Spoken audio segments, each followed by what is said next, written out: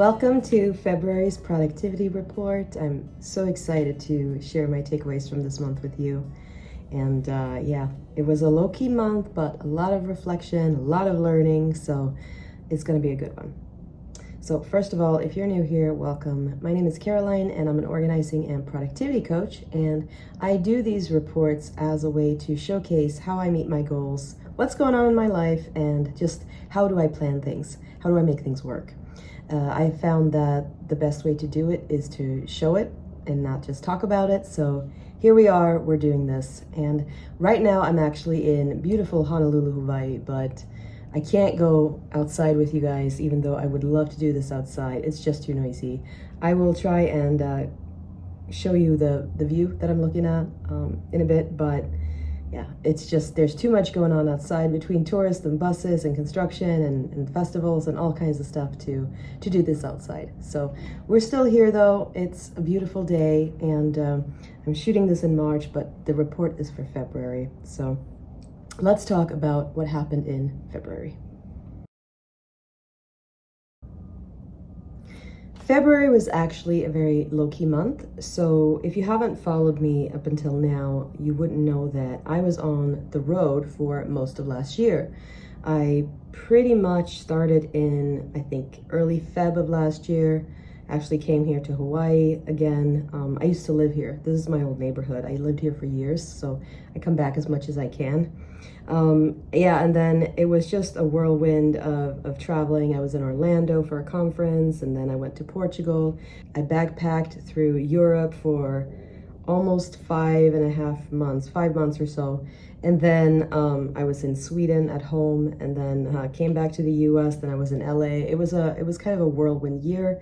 And even in December, I was in London. January, I was in London and Sweden again. And so February, all of Feb, I actually got to stay at home. And I say got to, like that's a problem. It's not a problem. I love traveling. It's just that it was a lot of traveling and it was very intense. So I felt like I needed that downtime. So yeah, I spent pretty much all of Feb at home in Chicago, resetting, recharging, and it was wonderful to do that. The home in Chicago acts like an anchor for me, and that's the topic we're going to get into in this report. It's basically the place that I come back to in order to reset. And that's really important to me because if you've seen any of my other videos, you'll know that the environment is incredibly important to me. The way that I get things done is by carefully curating my environment to suit what I need it to be, how I want it to feel, and to set it up for success for me. That's part of my thing. So I really need a place where I can come back, recharge, get back to basics and start fresh. And that's my home in Chicago at the moment. I am, now that I've been here again, I am strongly considering moving back. I love my old neighborhood. And people always go, well, why in the world would you ever leave Hawaii? Like, what's wrong with you? And I get that question. It was school. I did my bachelor's degree here. I was here for many years. And then I went to Chicago to do my master's degree. And so that's how I ended up in Chicago. And I love Chicago too, but there's nothing like Hawaii for me. I really feel at home here. I really feel like I belong here for various reasons. And I mean, the weather is amazing, the food is amazing, the people are amazing, it's sunshiny and happy, and yeah, I just love it. So anyway, I really enjoy having a permanent home, no matter where that is, and right now that's in Chicago. I refer to that as having more of a base camp type of lifestyle. So for a lot of people who think of digital nomads and working remotely, they think that, oh, we're always on the go, we have no permanent home, or, we live in a camper van. And absolutely there are people who do that, but you don't have to do that in order to have a traveling lifestyle business, right? So what I refer to as vagabonds are the people that are constantly on the move. and they just keep moving from place to place, or they have that type of RV lifestyle. That doesn't quite work for me. I'm sure it works for a lot of people. It doesn't work for me. I need to have a place where I can anchor myself, and that's what I call a base camping lifestyle. So that's basically having one place where you go to reset, and then you can still enjoy a traveling lifestyle beyond that. Does it cost a bit more? Yes, of course, because you have to maintain that permanent home. But at the same time, it's just a really nice thing to have. So, yeah, that's what I like to have.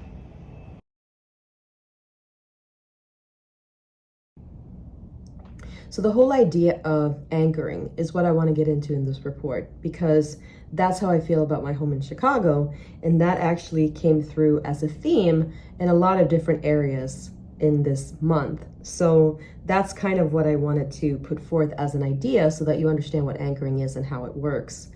It is something that I'm super passionate about. It's something that I teach, and I really believe that it's a great way to think about allocating resources, because you have to use your resources well, right? Resources like time, like money, like energy, all of those are resources that you have a limited amount of, and we have to be responsible and careful with how we use them.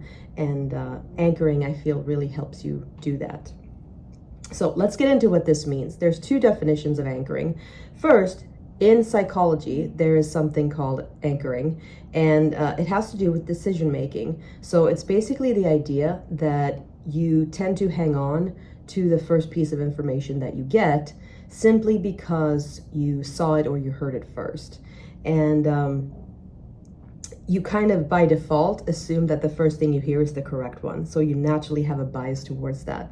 So that is a decision bias that you have, and whether it's right or wrong, that can actually impact your decision making, right? So one example could actually be, why do I connect more with Hawaii than I do with Chicago? Well, it's because this is where I anchored myself. When I first immigrated to the US, this is the first place I landed. Therefore, this is my default go-to, right? Chicago came later, it came after, so I don't have the same connection, even though I've actually lived there longer. And that is a really good example of why I wanted to talk about this theme. Since I'm here, it just shows up in so many different ways in your life, and you might not even realize it. But you do tend to have a slight bias to the first thing that you see, hear, feel, or experience. And even though that's not quite the definition that I wanted to go into, I still feel like it's important. It did actually show up in my reading as well this month. So I kind of just wanted to mention it, because this is why it's so important to be discerning with data, for example, when you're looking at your business and reflecting on your business, because you may hear or experience something and it might not be the truth. When you sit back, reflect, and actually look at the data, you might get a different answer. So it's really important that we understand what anchoring is in terms of psychology as well, so that we can make really good decisions and not sort of just hang on to the first piece of information that we get. We really sometimes need to slow down and take our time and actually look at all the different facts and all the different criteria and everything that's going on before we decide. So just be aware that there is cognitive bias sometimes that creeps in, and obviously my connection here is a perfect example of that. All right, so let's now talk about anchoring within the context of productivity. So it's the idea that in every process there has to be some sort of grounding mechanism that is a reset point that holds the process together, by which you can then measure. Okay, so if we think about the base camping lifestyle that I just talked about, I travel around and round, and each trip can be measured because I have a reset point. I go back home to Chicago to reset, right? It's my grounding mechanism. I think it aligns with me really well because it has that anchor in place, right? Because the process is something that I'm used to. This is something that I teach a lot, so it makes sense that this would work for me. Another example I can give you is that, for example, if you think about the sun, planet Earth revolves around the sun, And that's the process, right? The sun is sort of the grounding mechanism that holds that process in place. And because it revolves, because there is like a reset point, we can then measure those rotations as days, right? So it's like a universal reset point that we can have to track the progress. Another example is sleep.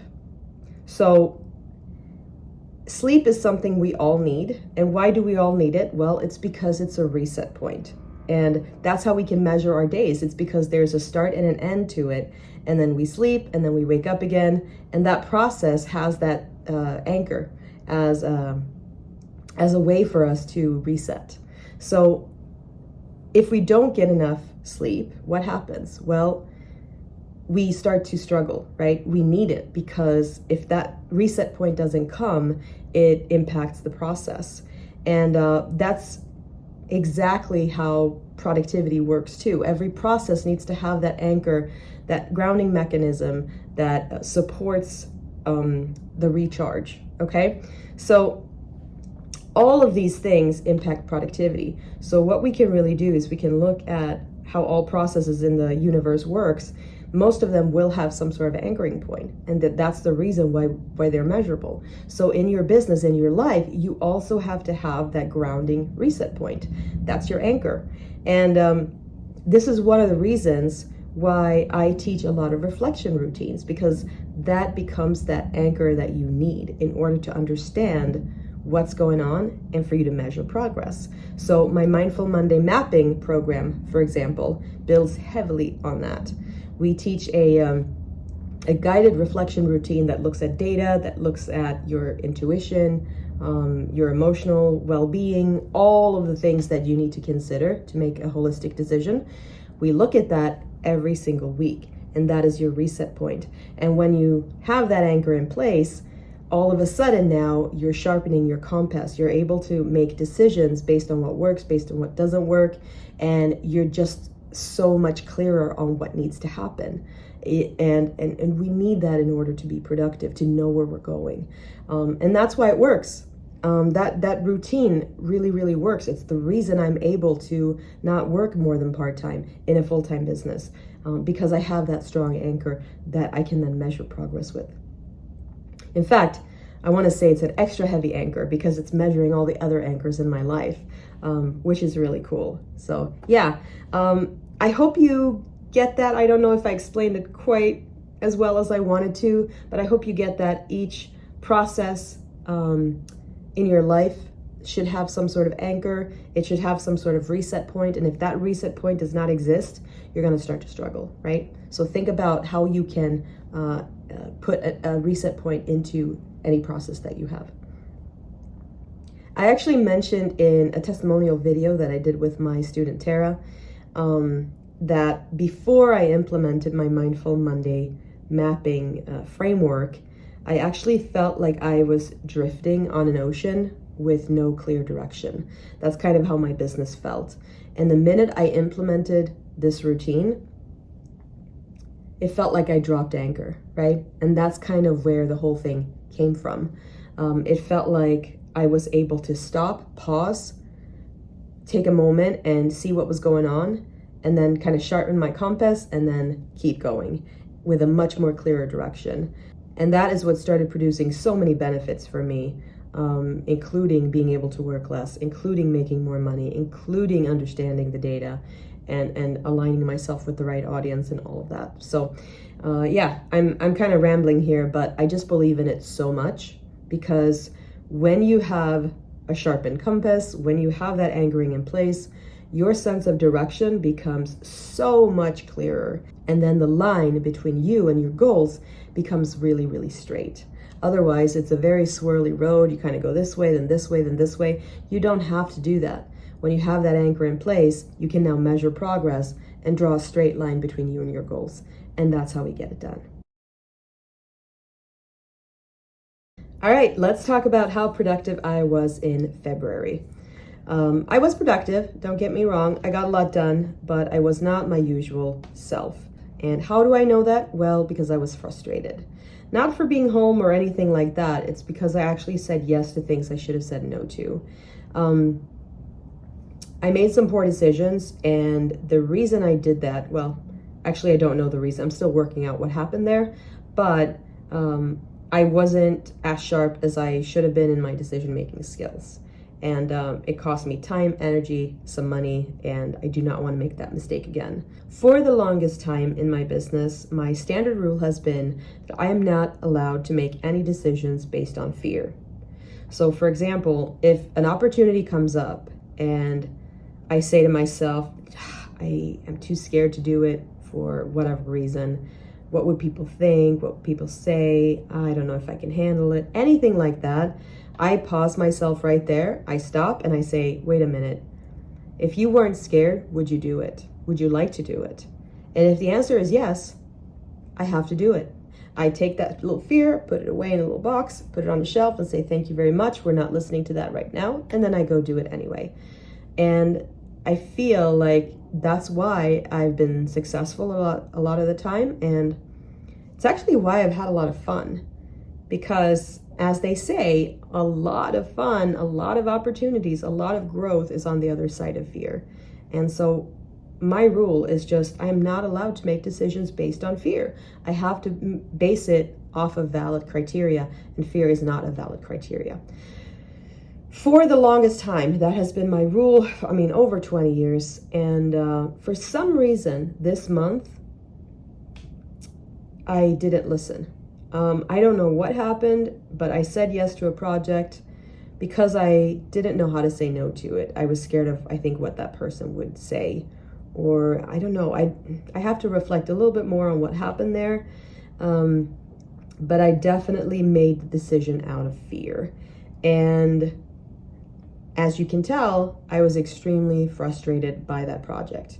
Now, I managed to pull it off as contracted. The client never knew that I was frustrated. Super happy with everything, and it worked as expected in terms of delivery and all of that. But I was not happy. I lost a lot of time. I lost a lot of energy, a lot of effort that could have been directed elsewhere. And I even lost some money on this project. And that is so unlike me. And the only thing I can attribute it to is because of that decision making that was not completely on point. I should have said no to it. I should have known better, because I have that rule that has worked so well for me for the past 20 years. And this month I wavered just a little bit, and boy, did that come back to haunt me. So, lesson learned. Absolutely. No decisions based on fear. It was that anchoring point again that I needed. This was the lesson I needed to reaffirm that is what works for me. And I'm no longer going to say yes to those types of projects. How will I implement this? I think I'm just going to have to sit down and think about, if this type of opportunity comes up again, what would I say? What would be my response to it? And maybe I'll write that down, put it on a little post-it note on my wall. I don't know how I'm going to do it, but you get the idea, is that I now have to prepare for saying no to that opportunity, because that is going to come back and test me again and again until I learn my lesson. Hopefully at this point I've learned it. I feel like I've learned it, so we're going to hope for the best. But again, I may need to sharpen a boundary or two there so that I don't end up in that situation again. It's interesting because bad decision making can so easily derail you. There's always an opportunity cost, right? If you go through a door to the left, you're missing out on the right. If you go through a door on the right, you're missing out on the left. And that's what you need to understand, that opportunity cost. I could have spent my time working on something that was going to move my business forward in a different direction with more impact than what this ended up being, this private project. So that's something that you can't get back, that time, that effort, that energy, right? So you just need to be aware of how that impacts you. So yeah, I was productive in February. I wasn't my usual self, but again, very good lesson learned. And please notice that I have to sit and reflect. And if I wouldn't reflect like this, I wouldn't have learned that lesson. This is one reason, me actually recording this video is one reason why I'm able to really sink my teeth into that learning experience, why I'm able to retain it. So that's a big part of it too.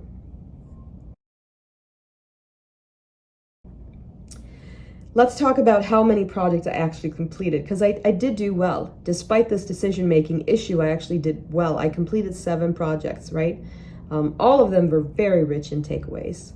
My goal for this year, 2024, is to complete 3 per month, so I'm more than doubled. I did 7. And that's good. But again, I could have definitely created more impact had I said no to the one that I didn't need to take on. So it's, again, just something that I needed to learn to reaffirm my own rule. And I won't make that mistake again. So again, I just want to point out that because I'm doing these productivity reports, because I am actually going back and thinking about what happened, what did I learn, did I mess up? In this case, I did. This reflection routine is actually a part of my anchoring, right? This is how I cement those learnings and how I now can move forward into next month without making that same mistake again. If I just simply glossed it over, I wouldn't have that deep of a learning takeaway from it. So yeah, my compass is now resharpened, and I will be working on my boundaries for sure. My favorite project this month was setting up a new time tracking system. Of course, I'm going to geek out over that. I love tracking my time and seeing where it goes. I've been a toggle girl for years and years, but my needs have changed as my business has grown, and I also wanted to start fresh with a new system in place. So we actually set up on Trackabee. Hope I'm pronouncing that right. And so far, it's worked out really well. It's really organized. I think I set it up beautifully, and I'm on it now as well as my team members, and it's just working really great. In fact, it's helping me track my time even in more detail. And for somebody like me who works with, time management and clients who struggle with that, I also need to test out new platforms, and I also need to understand what works and what doesn't work. So it so far has been really, really great. Another little project I took on this month was to set up my creator profile over on ConvertKit, which is my email marketing system. I've been meaning to do that for a long time. I mean, since they came out with it, but priorities, right? I had to make sales pages and take care of some other things. So I had to delay it for a bit, but it's up now and it looks great. So if you are another ConvertKit creator, hit me up. Let's talk about collaborating and recommending each other. I would love to do that. Yeah, it's super fun. I did a lot of email marketing back in 2015, 16, 17, 18, 19. I still do a lot of email marketing, don't get me wrong, but a lot of it's on funnels.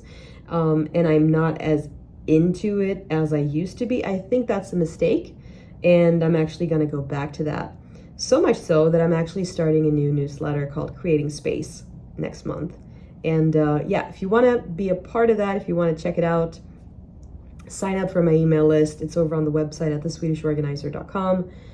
I named it Creating Space because that's what I'm always trying to do for people, whether it's physically with their environment, whether it's mentally with a clear head so that they can make the right decisions, whether it's digitally with less file overwhelm, whether it's with the calendar, and having spaciousness in their lives and in their world. I'm always trying to create space for people. I think that's my thing. So I thought that would be a suitable name, and even the newsletter itself, I've completed the template for it and all of that, and it looks very spacious, so I'm very happy with it. So that's going to be fun. So that's coming up soon. Yeah, sign up for my email list, and I hope you'll be a part of that. That'll be great. Let's talk about hours worked in Feb. Trackabee, which is my new bright and shiny time tracking system, informed me that I worked a total of 77 hours and 30 minutes in February, which comes out to about 19 and a half hours per week, slightly more perhaps. And yes, Feb was maybe a few days short, even though it's a leap year. It did have some holidays in there, if I remember correctly, so I had to adjust for that. But overall, we're on track. I didn't overwork. I actually underworked. 25 hours or so is usually my sweet spot, and I came in a bit under, which was interesting. And it surprised me because I actually spent a lot of time in my home office. But my home office is also where I record music. It's also where I sit and write and journal. It's sort of my own little private world. So I did spend a lot of time in there, but I wasn't working the entire time I was in there. So that's kind of what threw me off. So this is also why it's important for me to track my time and to actually see what I'm doing. It's because sometimes your experiences can trick you, you know? If I had just in my mind thought about, did I work a lot in Feb? I would have probably said, yeah, I did. Even though I didn't. This is actually the month that I've worked the least in the last year or so. And that's really interesting, isn't it? It's because I spent so much time in that home office environment, but I just wasn't working. I was recording music or playing or having fun or journaling or doing other things as well. So it was like my perception changed, right? Because of the place I was in. And so that can happen to you a lot if you work in a home office or if you work in the same place all the time. You can feel like you're always there, even though you might not actually be putting in the work. That's why it's really important to look at the data too, and not just go by experience. And vice versa, we can't just only look at data. We also need to look at how things are affecting us and how we feel about them and all of those things. It needs to be a holistic approach. But that's why it's so important to look at everything together and reflect. If we don't, then we don't get the whole story. We don't get it right, and it tricks us. So yeah, it's interesting that I actually worked less this month, even though it felt like it worked so much more. And I didn't. And that begs the question, is work always fun for me? Is me having fun work? Is, like going into that whole thing of what is the separation? At this point, I don't think I can separate fun and work because my work is fun. It's who I am. I think any artist, any creator will agree with me. You live and breathe your work. It's who you are. So you can't not do it. And so it's very hard to draw that separate line. But I obviously track when I work on projects and on specific tasks related to marketing and all of that. And that's actually a good segue because a lot of people ask me, well, do you track everything? Do you track your time all the time? Even when you sleep, like, do you track absolutely everything? And the answer is no, I don't. I track what needs to be measured. And what needs to be measured is anything that has a goal attached to it. So there's no point in tracking or measuring something that you're not going to look back on, right? So many people maybe try to track their time and then they never go back and look at the data. Well, if you're not going to look at the data, just don't track it. Like, why bother, right? Track it if you're going to use it. Otherwise, there's no point to it. So the goals I set for myself each year are there for a specific reason. It's because I want my life to look a certain way. I want my business to look a certain way, and I want to keep it aligned. And that is why I need to track things related to that, to keep me on track, so that I can measure the progress, so that I can measure when I'm off, right? Time is one aspect of this, but there's other aspects as well, like finances, like family time. There's plenty of other things that you can talk about there. But in order to stay on track, I need to see when things are not going well. I need to see when things are working, when they're not working. And if I create a goal for it, I have to have a way to measure it. So again, every process needs an anchor. So if I have a goal and there's a process for measuring how that goal is going, we need that anchor and we need to be able to measure. And that's what I track. So see how we came full circle there? Every process needs an anchor. And me reflecting like this is one way to keep myself on track. I know I just threw a lot of information at you and a lot of terms, anchoring, tracking, and measuring, and all of that. So if you're not clear on how any of this works, feel free to book a discovery call with me. There's never any obligation to chat for a few minutes. I would love to help you understand what this could look like in your life. And I want you to understand, what mechanisms need to be in place and what you need to track and all of that in order for things to work for you. So feel free to reach out if that's something that you need a little bit more help with. We also, of course, have programs that I teach. Mindful Monday Mapping is one of them, which is how we create a shorter work week for ourselves as entrepreneurs. We have Creative Systems Architect, which is, again, has a lot to do with anchoring. And, there's private coaching and plenty of other things, plenty of options for you to explore. So if you need help with this, let me know. I would love to see anchoring as a big part of your life. It has been life-changing for me. It's how I'm able to work part-time in a full-time business. It's how I'm able to still feel spaciousness on my calendar and in my life. And I'm so passionate for more people to have that. So don't be a stranger. Please reach out if you need a little extra help with that. A lot of success in life is about paying attention to what works and what doesn't work, and then being able to course correct quickly. I think that is so key, and that's why I really want to create these videos. That's why I want to showcase that I live and breathe what I teach, because I believe in it so wholeheartedly. It also helps me better guide my students, right? When I actually do what I say that I do. And there's no better way than to showcase it. I think for so many years I was trying to explain it to people, but I wasn't showing it. I was lacking in how I was showing it to them. Whereas I feel like with these productivity reports, they're able to follow along and able to kind of take it in a different way. So I hope you are enjoying these. I'm enjoying making them. If for no other reason, it keeps me on track. So it's well worth it. All right, let's move on to digital images. I am a certified photo organizer, so I have to talk about photos. In Feb, I didn't actually take as many photos as I normally do, and I think it's because I was at home. I did take about 419 photos, and I deleted 243 of them. So 176 keepers were added to my collection. Most of them, I think I took over Super Bowl weekend. It was a fun weekend. We were home watching the game. I did a lot of home improvement work, so I took a lot of pictures around that and planning around that. And then I also did some baking and spent time with my family. So I think a lot of it came from there. But then I also deleted a fair amount of them. They were pretty quick to organize because it didn't need a lot of metadata. I could batch process a ton of things. So it was only a couple of things that I had to do, a few small notes here and there, no extensive research or anything like that. So it was fairly quick.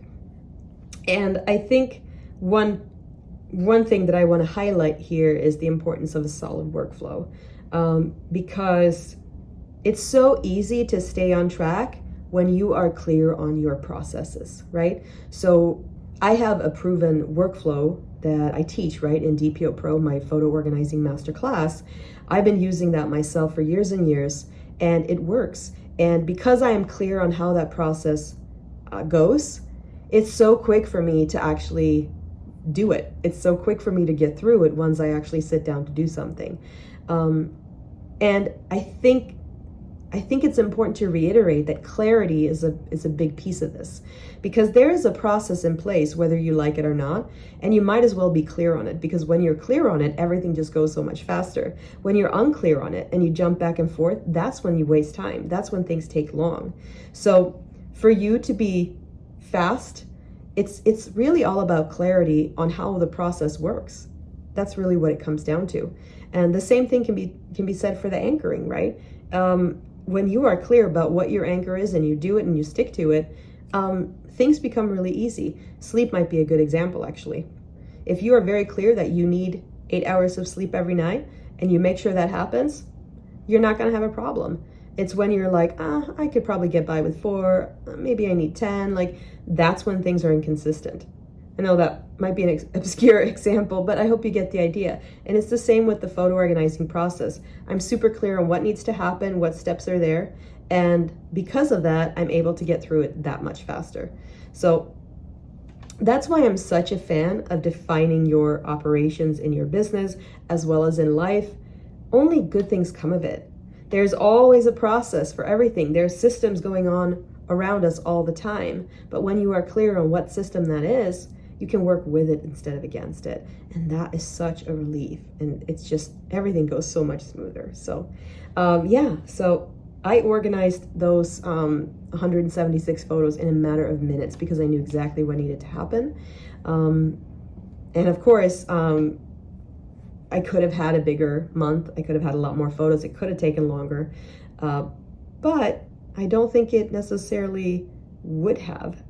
Just the volume is what would have inflated it, but not the process itself. So it was a good month for photos, even though I didn't get as many as I normally do. Probably because I didn't travel. When you travel, you take a lot more photos. I was at home, so I was kind of lounging and resetting and taking time off. So that makes sense. If you're interested in learning more about photo organizing, be sure to join us in DPO Pro. We teach you a solid workflow so that you can get images organized from A to B with the least amount of effort. And it's good for any system that you have. So whether you are in Lightroom, Mylio, Forever, Photo Mechanic, it doesn't matter. We got you. We got you.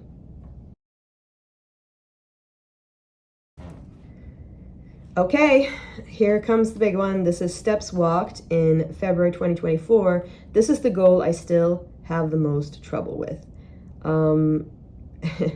Especially during months when I stay at home. Because again, the weather in Chicago, it's just not where I like it to be all the time. And I struggle to get outside when the weather is bad. So if you remember me saying back in, I think it was in November, I was gonna make a home gym area. I did, I finished it, and I put it to use this month, but I still didn't make my goal. So we still have some more tweaking to do. There's still a couple of more kinks that I have to iron out here. But I wanna give you the stats. So in Feb, I walked 101,451 steps. These were the ones I measured on my Pacer app. And that roughly breaks down to about 3,500 steps per day. And my goal is 5,000. So I didn't meet my goal, but at least I know why. Again, it was the weather. It was pretty bad in Chicago, which it is this time of year. I didn't want to go outside. I was cold. I always get cold a lot, and I just wanted to stay put inside and stay warm. Like I said, I did make really good use of my walking pad in my new home gym area, but clearly it wasn't enough. So I need to be even more diligent about how I do that. Maybe I'll add on another 15 minutes or so in the morning to see if I can get the step count up. This is where goal setting becomes interesting, because you have a goal, you don't meet it, and then you just don't throw your hands up in the air and say, oh well, that didn't work out. No, you tweak. So you solve one problem after the next, and then eventually you get closer and closer to your goal, and you just keep problem solving. So whatever issues keep popping up, you just keep attacking them. And I have now figured out that I needed an option to going outside. It's there, and it's just now adjusting when I go downstairs and how much I do it. That's going to do the trick. So let's see how I do next month. It'll probably go better because I'm here in a sunny place right now, and we walked 25,000 steps back and forth to Alamana just the other day, and I didn't even notice it.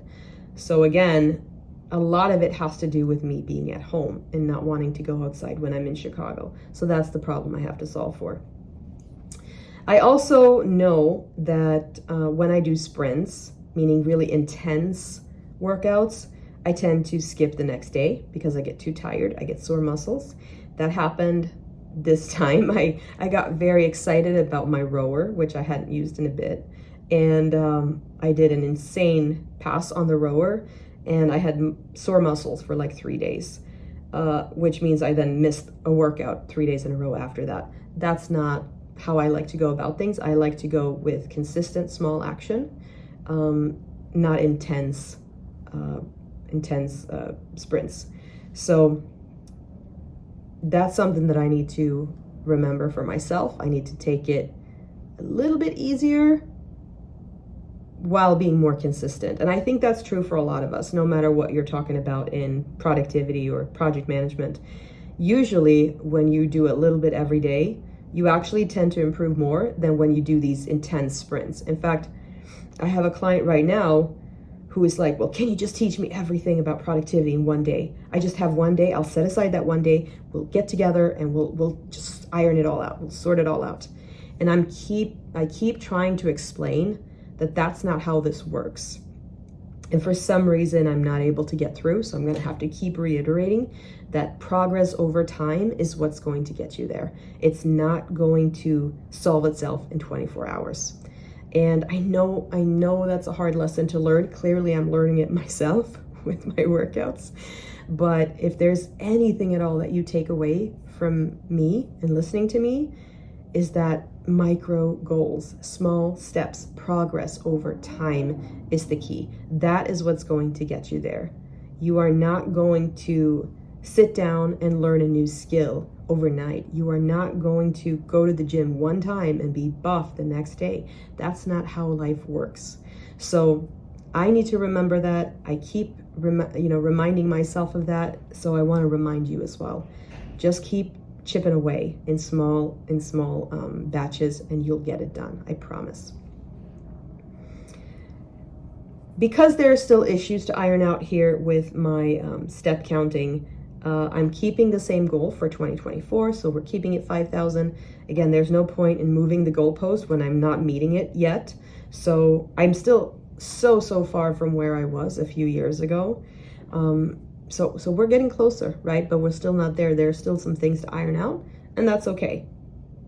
We're gonna do progress. We're gonna do better, even if it's just 2 or 3 more steps per day. That stuff adds up. So let's see how I do next time. We'll check in next month and see how I did. Exciting to see progress, though, for sure.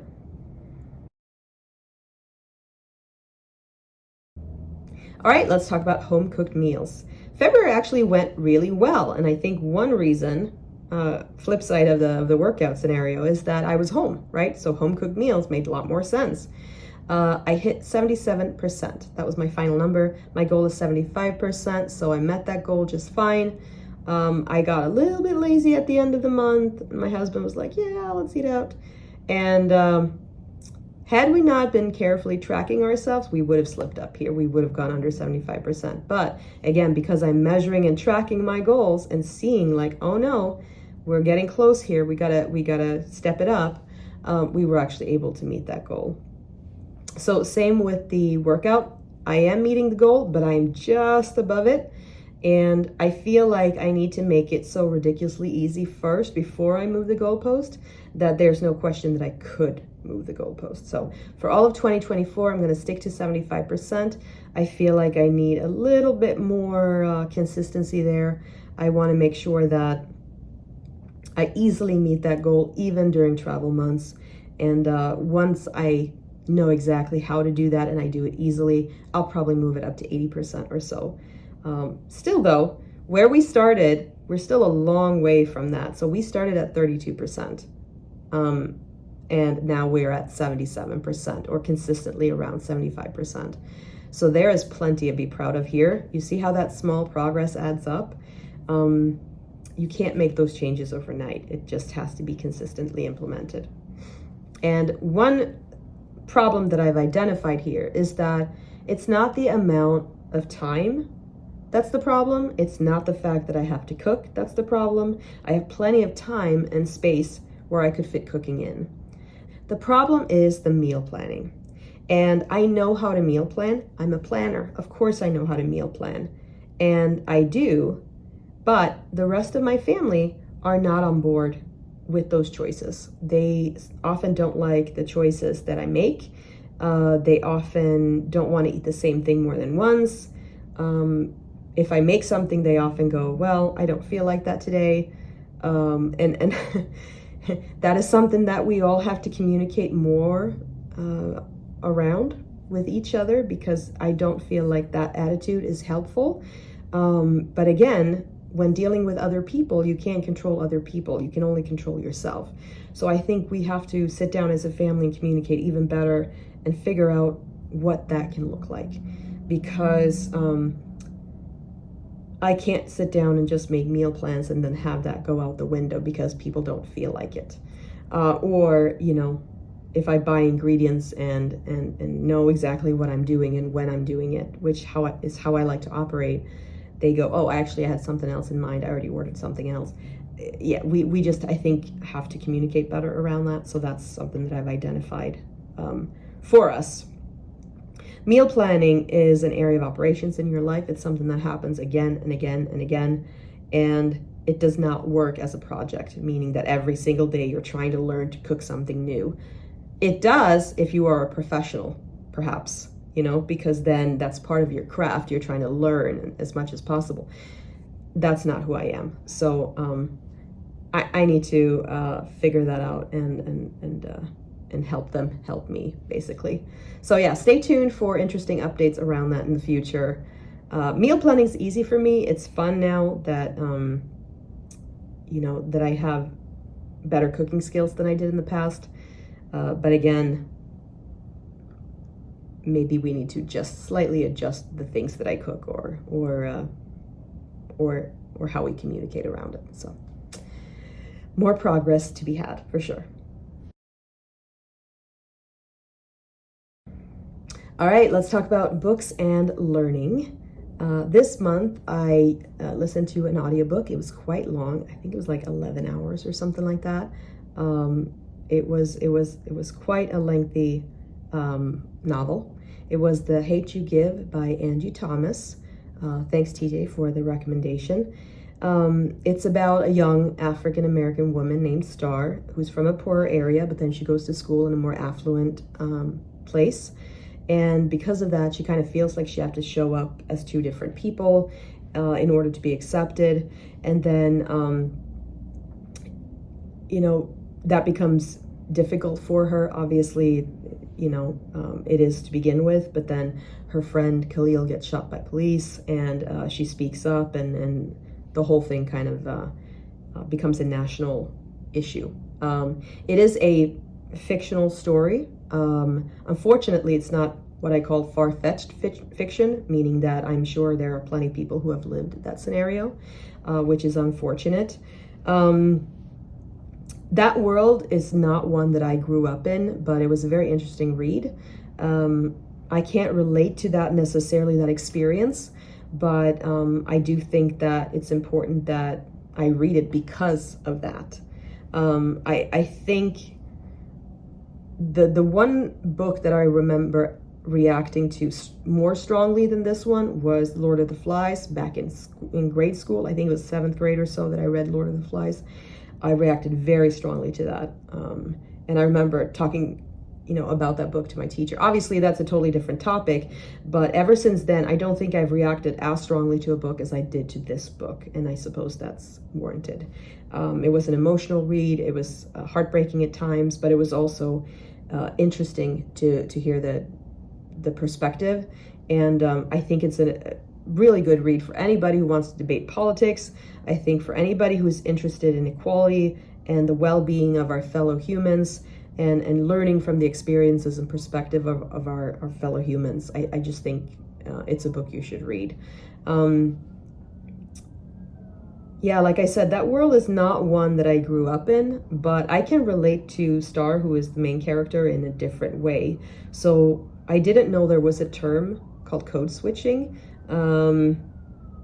which is basically when you're trying to fit into different environments, and so you're switching and adjusting your personality based on that. That I can relate to, that I've been through a couple of times. Obviously, I'm in an intercultural relationship as well as an interracial relationship, so sometimes there are family functions or events where I have to sort of adjust myself in order to fit in. But I hope that at some point in the future, none of us have to do that.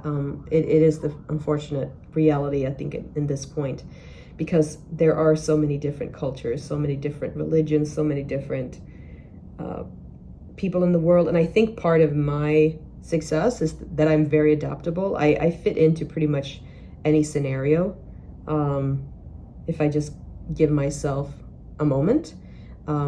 I feel like I am the type of person that can get along with anybody in any place at any time. Obviously, that hasn't been fully tested, so who knows if that's true. I feel like that's true, maybe with certain exceptions, but I'm always interested in hearing other people's perspectives, hearing, what people think, having open communication and talking about things even when they're difficult. I'm always interested in thinking about how we can optimize and how we can make things better for everybody. So yeah, it's this was an interesting read. Yeah, if you are from a different world than the setting of this one, I would suggest that you read it. I think it was very enlightening to hear the perspectives and the different angles in the story. So again, fictional book, but again, not a fictional situation, unfortunately. And it was interesting that this book was filled with anchoring examples, although the anchoring from psychology, not from productivity. But again, just interesting how that theme came together in such strong terms this month.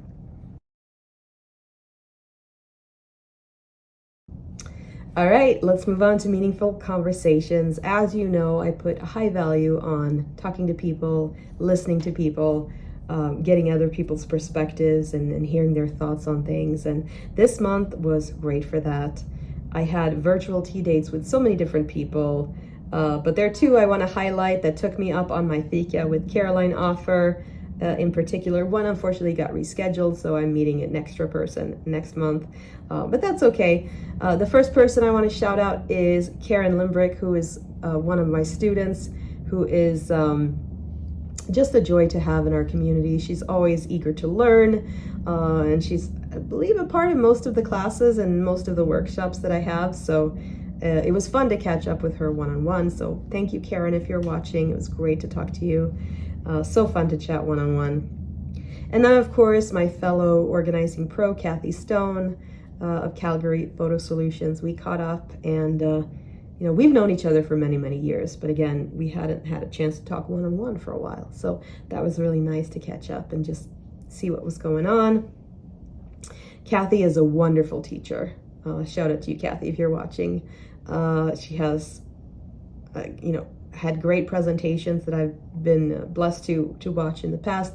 And she is teaching something called Kathy's Corner in the Project Kin community with Barbara Tien. Hi, Barbara, if you're watching. I'll put a link below if you're interested in more about that. They have a creative photo and family history community that you can participate in. So I'll make sure I put that link down there so that you can check that out.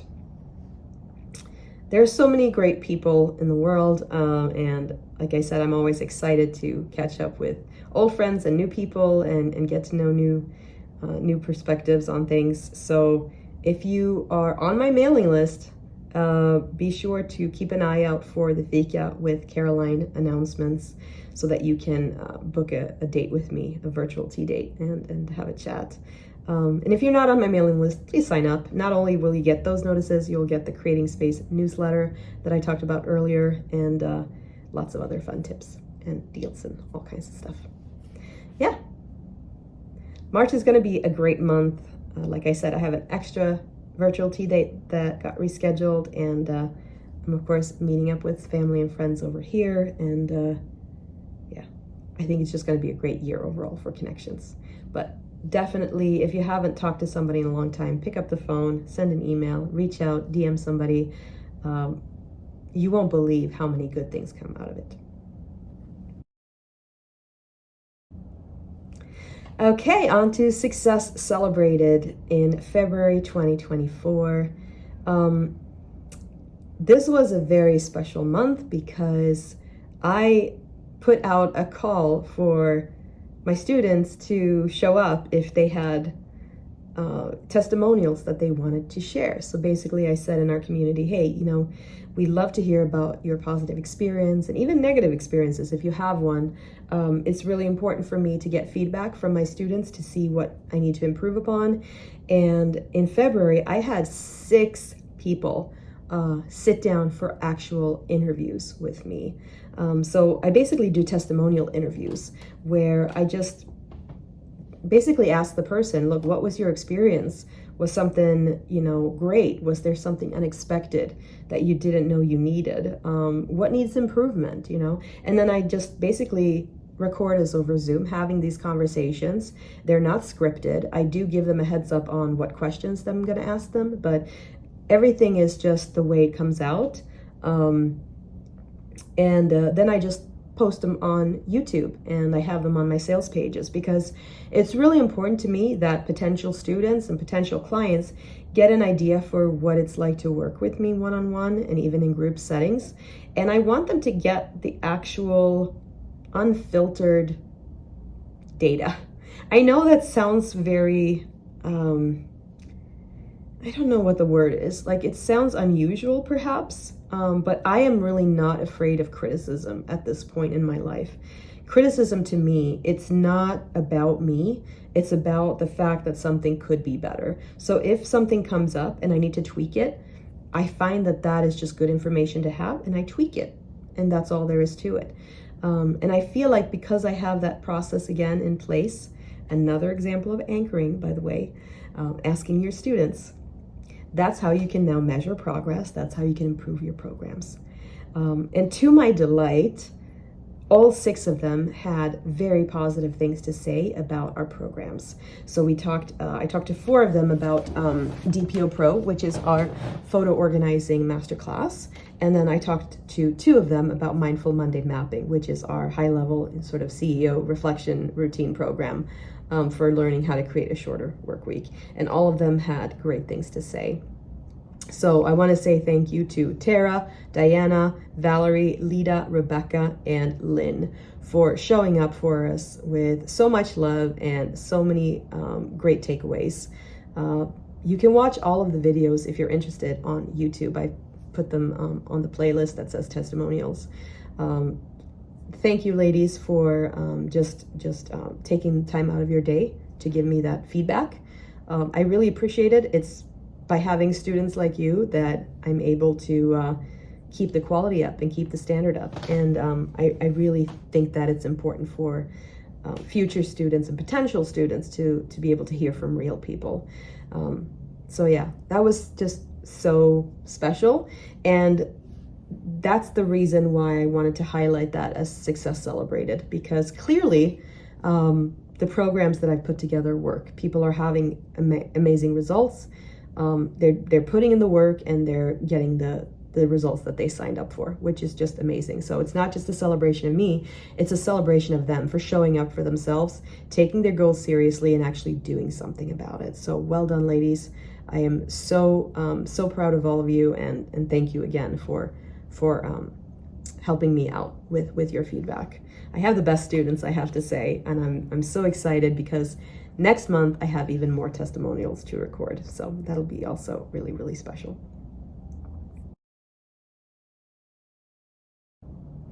All right, finally, we are going to talk about tea of the month. This is just something that I do for fun because I'm obsessed. In fact, I was at a tea store over here, a Japanese tea store, yesterday to stock up on some beautiful sencha and green tea from Japan, as well as some of the amazing honey here from Hawaii.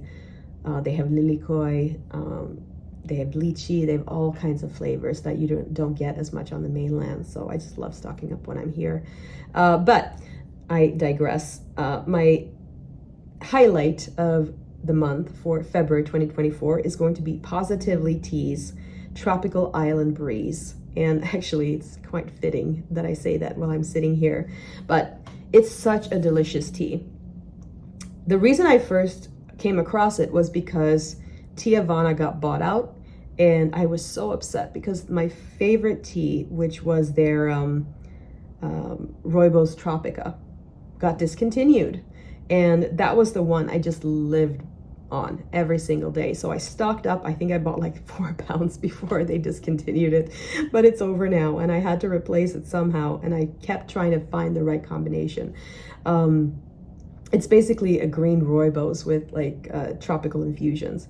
This one is by far the closest one I've ever found. So it's a South African green rooibos tea and it has fruit infusions. So it's got mango, orange peel, rose, passion fruit, and papaya. I think the only thing missing is cornflowers from it, but I could always add that separately if I wanted to. And I just love it. It's great iced, it's great hot on its own, and for like the perfect cup, I blend it with jasmine dragon pearls. It's so delicious, so delicious, and it just hits the spot for me. So highly recommend Positively Tea's Island Breeze Rooibos tea. I will put the link down below if you want to try it. Can't say enough good things about it. It's just delicious.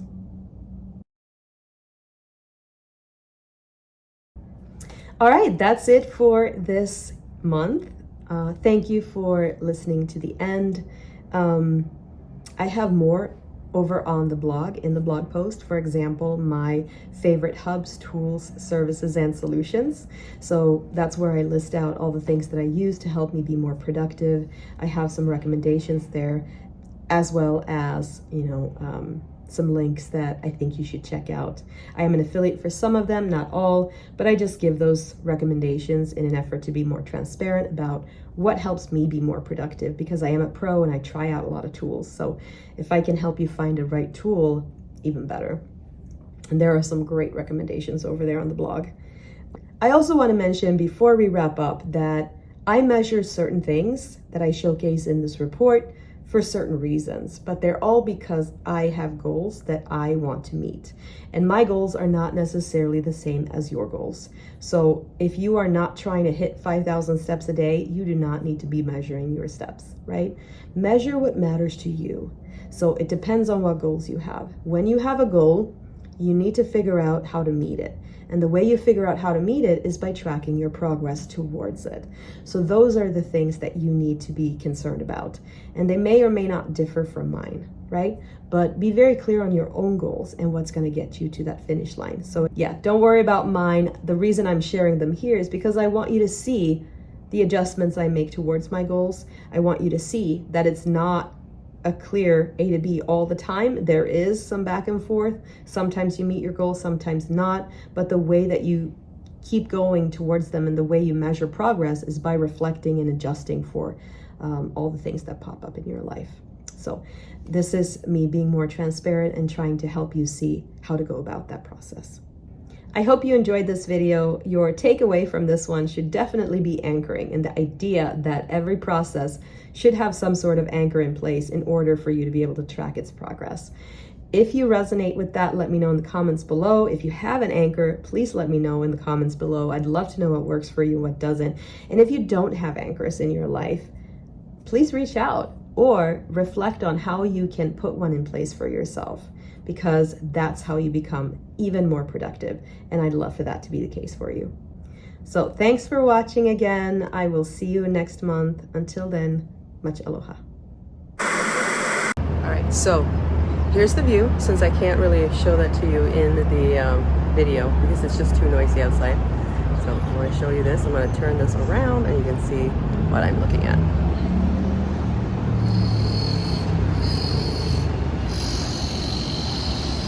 You can hear they're doing construction, and it doesn't sound like it right this minute, but the Honolulu Festival is actually going on right below. So yeah, it's just too noisy to be outside, but it's a beautiful day.